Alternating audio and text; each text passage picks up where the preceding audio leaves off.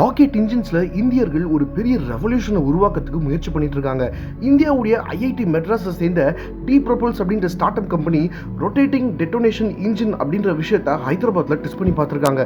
இது இந்தியாவுடைய முதல் ஏர் பிரீத்திங் ராக்கெட் இன்ஜின் அப்படின்னு கருதப்படுது. அதாவது இதுவரைக்கும் இருந்த ராக்கெட்ஸ் எல்லாமே ஃபியூவல் பேர்ன் ஆகும்போது கீழே ஸ்டெடியா ஃப்ளேமை புஷ் பண்ணும். இதன் மூலமா ஒரு த்ரஸ்ட் கிடைச்சு ராக்கெட் மேலே போகும். ஆனா இந்த ரொட்டேட்டிங் டெட்டோனேஷன் இன்ஜின் எப்படி வேலை செய்யும்னா, இந்த சேம்பருக்குள்ள ஃபியூவலும் காத்தும் உள்ள அனுப்பப்படும். இது ஒரு ரிங்கு மாதிரி கண்டினியூஸா உள்ளுக்குள்ள சுத்திக்கிட்டே இருக்குமா. ஒவ்வொரு முறை இது சுத்தும் போதும் ஒரு எக்ஸ்ப்ளோஷன் உள்ளுக்குள்ள நடந்து சூப்பர் சோனிக் வேவ்ஸ் உள்ளுக்குள்ள உருவாகும்னு சொல்றாங்க.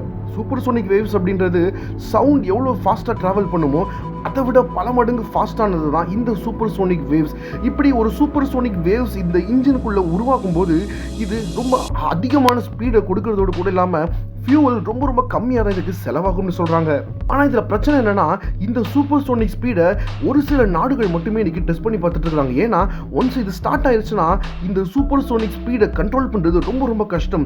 இந்த ஒரு ரிசர்ச் தான் இந்தியா இன்னைக்கு பண்ணிட்டு இருக்கு. ஒருவேளை இது சக்ஸஸ் ஆயிடுச்சுன்னா ஃபியூச்சரில் ராக்கெட்ஸ், மிசைல்ஸ், ட்ரோன், ஏர்கிராஃப்ட்னு நிறைய விஷயத்தில் இதை நம்ம இம்ப்ளிமெண்ட் பண்ணி இந்தியன் ஏர் ஸ்பேஸ் மற்றும் ஸ்பேஸ் ரிசர்ச்சை அட்வான்ஸாக நம்ம கொண்டு போக முடியும் விஞ்ஞானிகள் நம்புறாங்க. இதை பற்றி நீங்கள் என்ன நினைக்கிறீங்க? இந்த மாதிரி இன்ட்ரெஸ்டிங்கான விஷயங்கள் தெரிஞ்சுக்க மறக்காம நேச்சர் லிவிட சப்ஸ்கிரைப் பண்ணிக்கோங்க.